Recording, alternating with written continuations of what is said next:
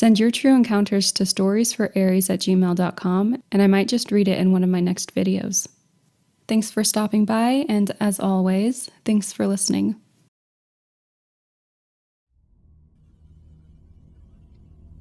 This occurred a year or two ago when I was back home for a short while from college. A few friends and I had gone to see a movie. I don't remember what movie. I stayed behind a little while longer, talking to one of my close friends I hadn't seen in a while, standing by my car in a mostly empty parking lot outside of the theater. All of a sudden, a random guy showed up, standing near the other end of my car. He appeared to be in his early 20s, though I can't say for sure since it was dark. He never said anything, just stood there, occasionally looking at his phone and slowly inching closer. Then an SUV pulled up behind us. This was absolutely terrifying as we were right in between them. The driver asked if the guy needed a ride and he said no. The SUV slowly pulled away. We continued to chat for a second, but I could tell that we were both pretty spooked, so we cut the conversation off immediately after. My friend quickly walked back to his car a short distance away, while the stranger hovered close to my car. I hurriedly got in when he knocked at the window. I opened the window just a crack. He then asked me for a ride. I immediately knew something was very wrong. He just turned down a ride from someone he seemed to know, and then asked for a ride from a stranger. I didn't even bother trying to come up with an excuse. I just told him nope, and threw it in reverse and sped off. As I drove off, I did feel a twinge of doubt. Maybe he really did need a ride, and now I'm a huge asshole for leaving him all alone in the parking lot. I just brushed it off. When I got home, I messaged my friend about how weird everything about that seemed, and told him about the guy asking for a ride. He then informed me that he saw the guy get out of the same SUV moments before he walked up to us. Apparently, the SUV dropped him off closer to the front of the parking lot, and then waited for him to walk up to us before driving up and offering him a ride. I don't know what he intended to do, but it was definitely a setup.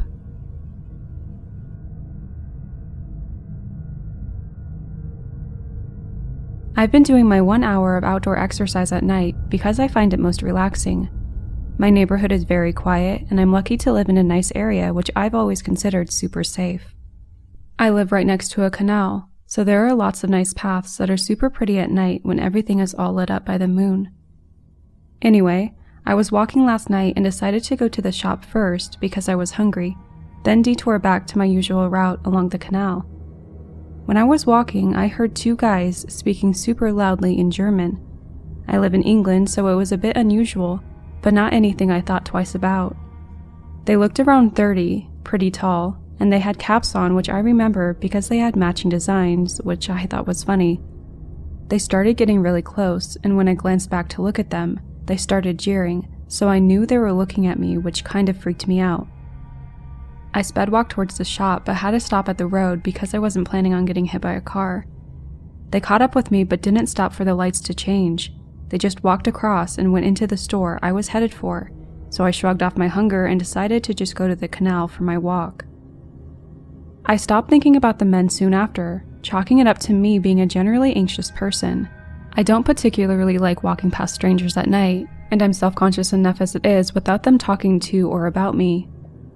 Anyway, I complete my walk and I'm headed back home. For the story to make sense, I need to describe where I was stood. On my right, there was the water itself. I'm stood on the path, and to my left, there's a big drop that goes straight onto the main road. Next to that road, there's a row of houses. There's a railway bridge in front of me. I have my earphones in and my music is pretty loud, but I think I hear someone shouting. So I take out one earphone and listen, but it's pretty silent, apart from the passing cars on the road below me. That's when I see two men headed towards the bridge, and I immediately recognize them as the two guys who had jeered at me before from their caps.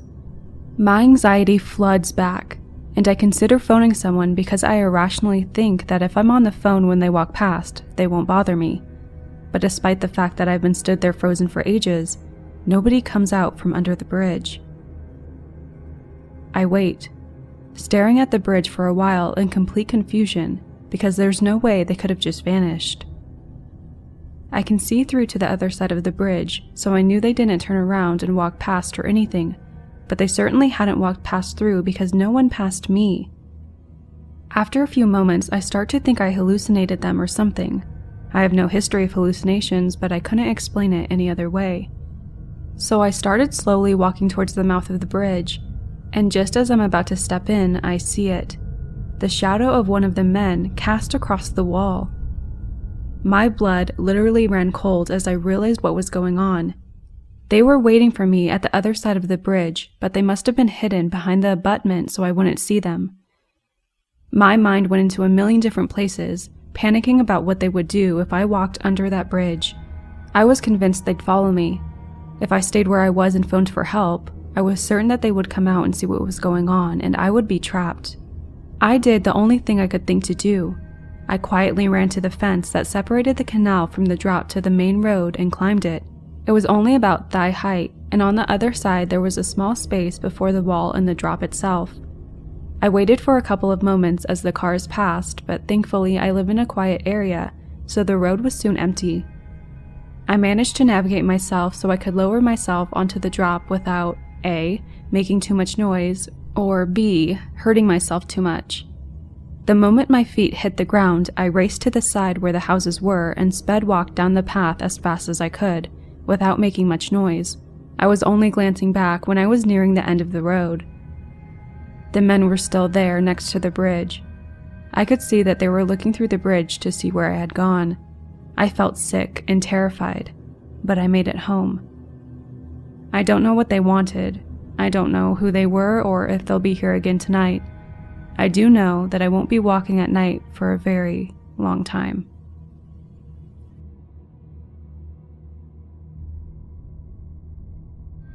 This happened about 3 years ago. It was about 2 weeks before Christmas. I was working at Marbles, the brain store, before the company went bankrupt, and I had just finished my close and debrief with my manager. For reference, I'm a 5'3", visibly brown-skinned lady, and 23 at the time, but I still easily look like I'm 17. Afterwards, I went and sat by myself in a small sitting area before leaving to let my phone charge and rest my feet after a long shift. Suddenly, this white man, maybe in his late 40s, comes to sit across from me. He proceeds to ask me how I'm charging my phone and if he could charge his too. I told him it's a portable charger and I would be leaving soon. As I'm putting my phone in my pocket and some notes from work away in my bag, he asked me how old I was. I jokingly responded with, "How old do you think I am?" He says, 23. At this point I was startled, but I know some people can accurately guess I'm in my 20s. This man went on to tell me, "I know how old you are because I know you, and I want to help you. I can see you're in pain, and I know it because I'm an angel."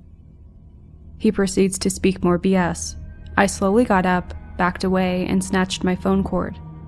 He continued, "I know you want to fall in love. The man you love doesn't love you. He's not right for you."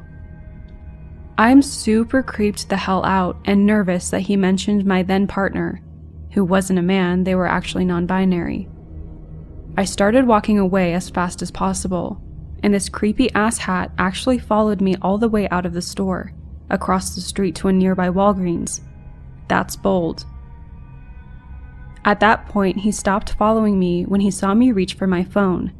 Maybe he thought it was something else. I wanted to run, but I didn't want to agitate him or accidentally harm myself out of haste. I held my ground and stared at him in the eyes because I remembered that was a potential life-saving strategy in some cases. He ran off after that. I texted my partner and told them what happened. I took a detour on my way to the subway just to make sure he wouldn't sneak up behind me.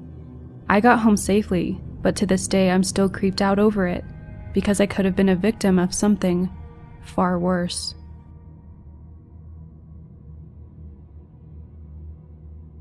This happened when I was about 11 years old. I lived in a typical North American suburb. I was out riding my bike and had some money in my pocket. My brother was at home and a little sad that day. So when I heard the distant tune of "Do Your Ears Hang Low," which was clearly from an ice cream truck, I sped on my bike to track it down and buy some ice cream to take to my brother. I finally caught up to it. The man in the ice cream truck looked different than the old man who we were used to in my neighborhood. He was early 20s, frizzy, Napoleon Dynamite-esque hair, before that movie came out, by the way. And oddly, his van had no markings. It was clean and looked like the same model as other ice cream trucks, even had the loudspeaker on top. But even to my 11-year-old self, it was odd enough for me to be hesitant. I asked if he had the SpongeBob ice cream with the gumball eyes, my brother's favorite, and he said that he didn't know all of the ice cream he had in the back, but I could check. I hesitate for a moment, and he says, "Look, man, I'm kind of in the middle of the road here. I have to move. I'm going to turn up here, and you can climb in the back and pick out the ice cream you want." He pointed left down a street that was being developed.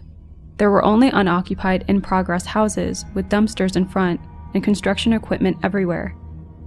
I definitely did not want to go with him down that cul-de-sac where no one could see us, so I ran.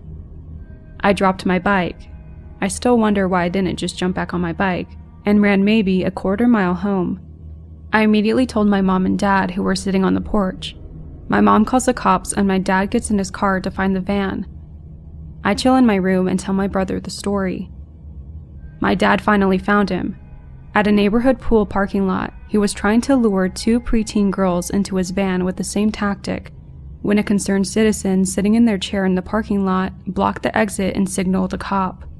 I guess nothing came of it, because when I try to Google my town and keywords that could pertain to the incident, nothing comes up. I'm not traumatized at all, but sometimes I wonder how things could have ended up. It could have simply been a dude trying to make some extra money on the side, but was too lazy to get up and get the ice cream himself. It could have been a dude who simply gets thrills from scaring kids, but it also could have been so much worse. My family still thinks it's funny to hum the tune of "Do Your Ears Hang Low" when I'm around. I find it humorous, but to the possible sex criminal who wanted me to get into his van, I'm glad we never met again.